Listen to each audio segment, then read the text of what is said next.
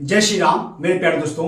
इस बार जो आपका एएलपी का वैकेंसी है मात्र 5696 सीट है, जो कि आप लोग देखे हैं। इस 5696 सीट 21 बोर्ड में डिवाइड है। 21 बोर्ड के अंदर जोन है और जोन में डिवाइडेड है, कहीं 2 है, कहीं 5 है, कहीं 10 है, कहीं 100 है, कहीं 400, कहीं 600 है। वही बिलासपुर बोर्ड का बात किया जाए तो बिलासपुर बोर्ड में टोटल 400 कुछ ओबीसी का सीट है। लेकिन मैं कुछ डाटा आपके सामने थोड़ा सा रखता हूँ। जैसे अहमदाबाद बोर्ड का बात किया जाए तो अहमदाबाद बोर्ड में टोटल 238 सीट है, अजमेर में टोटल 228 सीट है, बेंगलोर में टोटल 473 सीट है और चंडीगढ़ में मात्र 66 सीट है। वहीं पटना में मात्र 38 सीट है और मुजफ्फरपुर में मात्र 38 सीट है। कोलकाता में 345 सीट है, मालदा में 217 सीट है।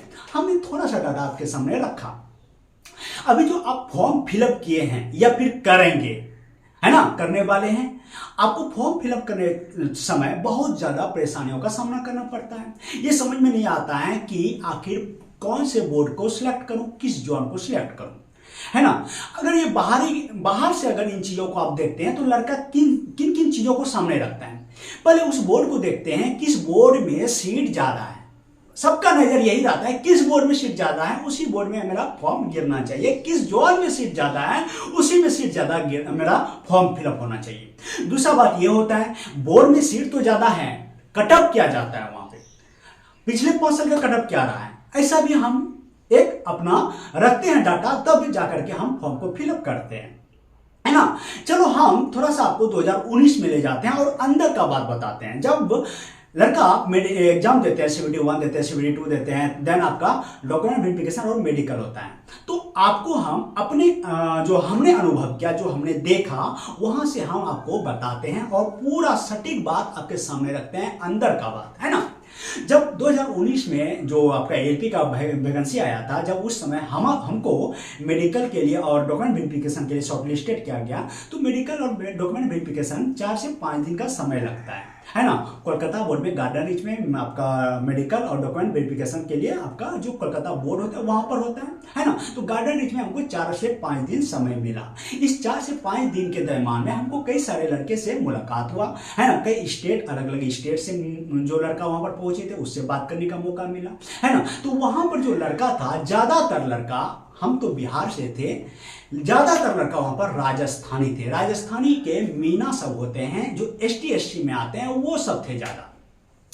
हमारे बिहार के मात्र 2 से 3-4 लड़का गिने चुने थे। कुछ लड़का यूपी के थे, वो भी दिल्ली साइड जो बॉर्डर से सटा हुआ है उधर का, है ना। तो इस तरह अगर देखा जाए तो हमारा बिहारी जो है, बिहार के लड़के या फिर वो लड़के जो कि कोलकाता बोर्ड यानी कलकत्ता जो कि उसका घर है पास में, वो भरना चाहते हैं, या मालदा बोर्ड है जिसका घर, जैसे बिहार वाले कहाँ भरते हैं, अगर बिहार वाला अगर देखा जाए तो उसके लिए कलकत्ता और मालदा बोर्ड नजदीक है, तो खास दूर नहीं है। पटना अगर देखा जाए तो दूर नहीं है।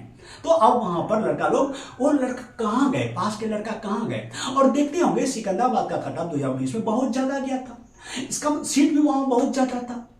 मेरे प्यारे दोस्तों, हमेशा इन चीजों को एनालिसिस कीजिए, इन चीजों पर आपको सोचना चाहिए, गंभीर विचार करना चाहिए। गंभीर चिंतन का विषय है कि अब जहां पर देखते हैं सीट ज्यादा है, या फिर ये सोच के भी बहुत सारे लड़के फॉर्म गिराते हैं कि वो बोर्ड बहुत दूर है, जैसे चेन्नई बोर्ड बहुत दूर है, लड़का कम पहुंचेगा, चलो यहां पर कम फॉर्म गिरेगा, यहां पर हम डालते हैं। ये आपका गलतफहमी का शिकार हुए हैं आप। ये सिर्फ और सिर्फ मिथ्या है, ये सच नहीं है। ये इस मानसिकता को लेकर के अगर आप फॉर्म गिराते हैं तो कहीं न कहीं आप अपने आप को फंसा रहे हैं। जैसे मकड़ी अपने जाल को बुन करके फंसाते हैं, एक दिन वो मकड़ी उसी जाल में मर जाते हैं। इस तरह आप अपने आप को फंसाते हैं। तो ये जो है फॉर्म फिलअप करने का कोई सटीक तरीका नहीं है।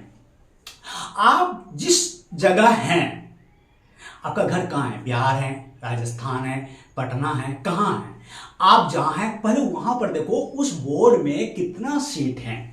पटना बोर्ड का अगर बात किया जाए, जैसा कि कहा हमने 38 सीट है। हाँ, अगर आपको पूरा कॉन्फिडेंस, आत्मविश्वास है कि यहां पर हम फॉर्म भरेंगे, मेरा एकदम होगा, घमंड नहीं, विश्वास, आत्मविश्वास, तो आप वहां पर भरिए। लेकिन अगर आपको थोड़ा सा एक नॉर्मल, एक एवरेज स्टूडेंट है, तो आप वहां पर फॉर्म ना भरो, लेकिन आप मालदा या कोलकाता बोर्ड भरो।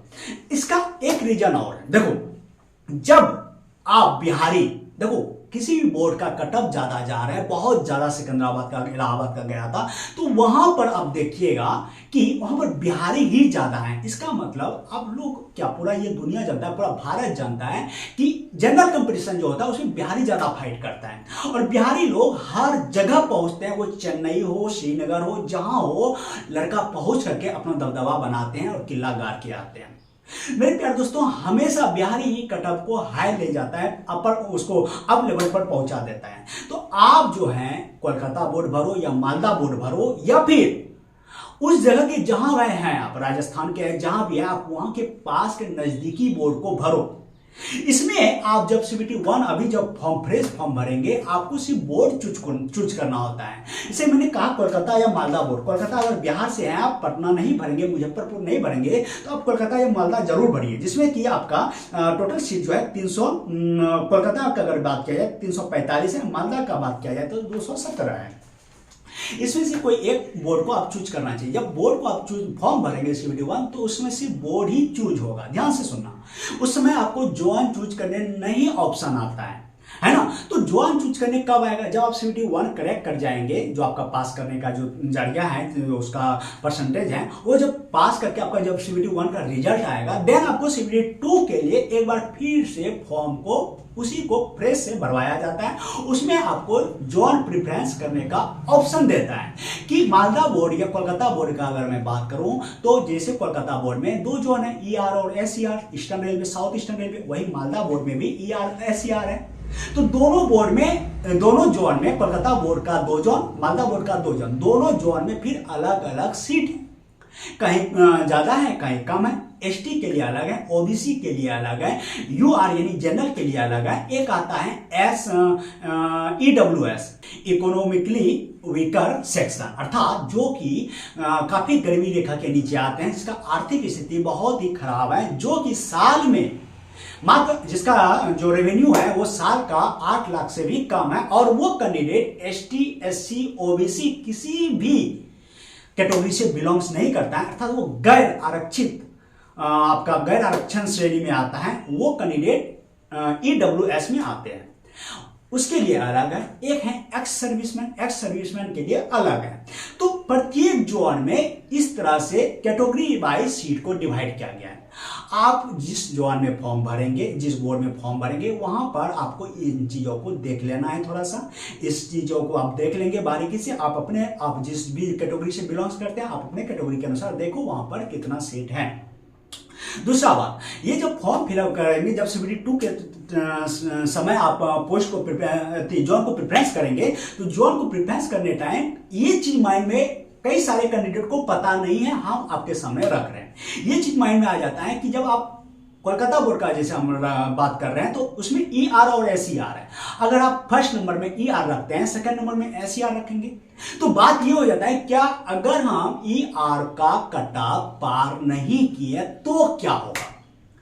ER का जब आप कटअप पार नहीं करते हैं, तो आपको SER में डाल दिया जाएगा। अगर आप SER का कटअप पार करते हैं तो, ध्यान से सुनना। दूसरा बात कि अगर आप SER का कटअप पार नहीं किया और ER का ही कटअप पार किया, तो आपको ER में रख दिया जाएगा, क्योंकि आप उसको तो चूज करके रखे ही हैं। दो ऑप्शन, दो चीज हो गया। तीसरा ये होता है कि अगर हम ER और SER दोनों का कटअप पार कर जाते हैं, तो आपको मनपसंद जो चूज किए हैं खुद से वही देगा। अगर ER चूज किया तो ER ही मिलेगा। अब यहां पर एक चीज मैं आपको बताऊंगा कि अगर आप ER को चूज किए हैं और ER का कटअप पास नहीं किए हैं, कटअप पार किया है SER का कटअप पार किया, तो आपका ज्वाइनिंग होगा, आपको लेटर भेजा जाएगा, लेकिन आपको बाद में भेजा जाएगा। पहले उस कैंडिडेट को बुलाएगा जो सर्वप्रथम SER को चूज करके रखा था, क्योंकि वो चूज करके भी रखा है, वो कटअप भी पार किया है, तो पहले उसका ज्वाइनिंग, देन आपका ज्वाइनिंग, लेकिन आपका ज्वाइनिंग होगा।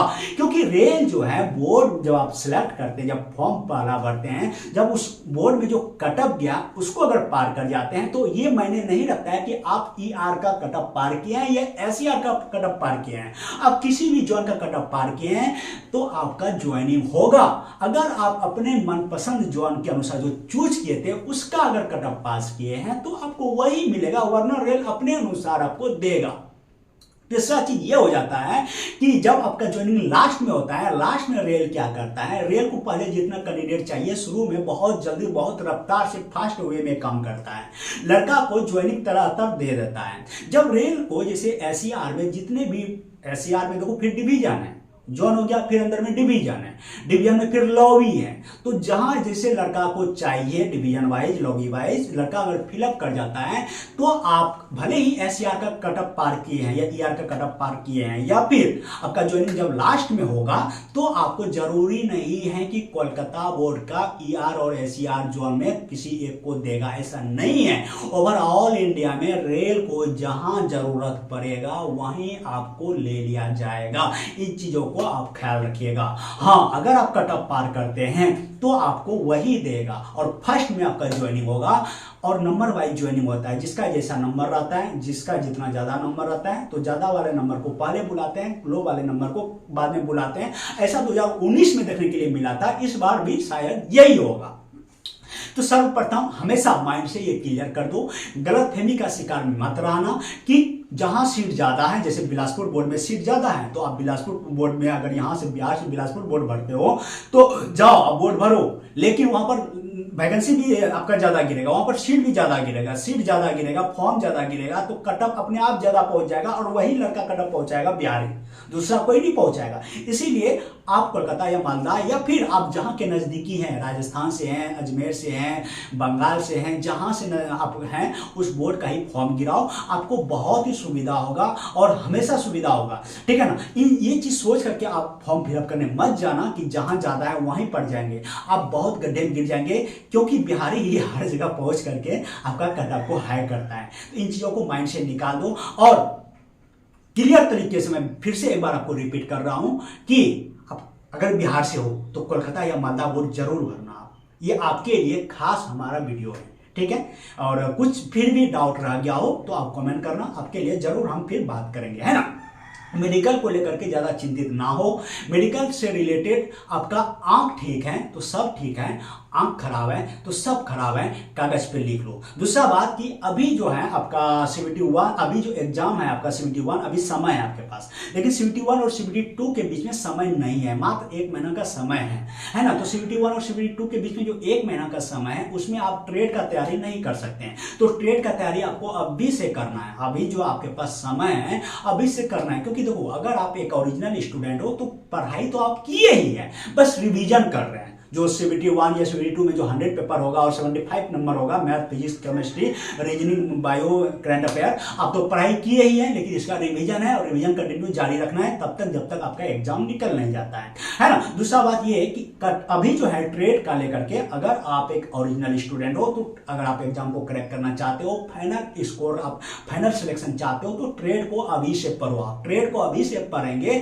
तब जाकर के आपका ट्रेड में थोड़ा बहुत कॉन्फिडेंस लगेगा, क्योंकि ट्रेड का बहुत ही खराब पूछता है वहां पर, है ना, बहुत खराब पूछता है, कुछ अंदाजा नहीं लगा सकते हैं। इसीलिए जो भी ट्रेड है आपका, जिस भी टेक्निकल डिग्री से आप रिलेटेड हैं, YouTube पर बहुत सारा चैनल है, आप सर्च करो अपना ट्रेड और वहां से पढ़ाई करो। नोट्स जरूर बनाना, बार बार वीडियो वॉच ना करना, समय को बचाना बहुत जरूरी है, ये आपका गोल्डन आवर्स है और एक एक समय का, एक एक क्षण का, एक एक पल का यूज करो, समझे ना। जैसे कि अगर आप साइको का एग्जाम दिए होंगे या फिर टेस्ट देते होंगे, आप वहां पर पलक झपकने का जो समय है, सेकंड है, उसका काउंट होता है, उसका गिनती होता है, तो उस तरह से समय को आपको यूटिलाइज करने आना चाहिए, है ना।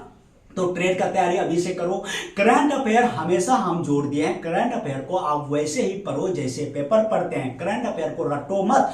करंट अफेयर अभी आप जो मतलब कि आप मंथली पढ़ते होंगे वो पढ़ना बंद कर दो, आपके पास समय नहीं है, क्योंकि अभी से आपका जो एग्जाम होगा, अभी आपका अभी से जो करंट आएगा बनेगा, अभी से आपका एग्जाम में करंट नहीं पूछेगा। अभी से आप इसके पीछे चल जाओ, 2024 है 2023 को खंगाल दो बढ़िया से। आपका ईयरली वार्षिकांक आता है, चाहे वो स्पीडी का, चाहे वो इंट्यूटेरिया का हो, चाहे वो आपका प्लेटफॉर्म का हो, किसी भी प्रकाशन का हो, करंट जो है आप जरूर पढ़ो, है ना।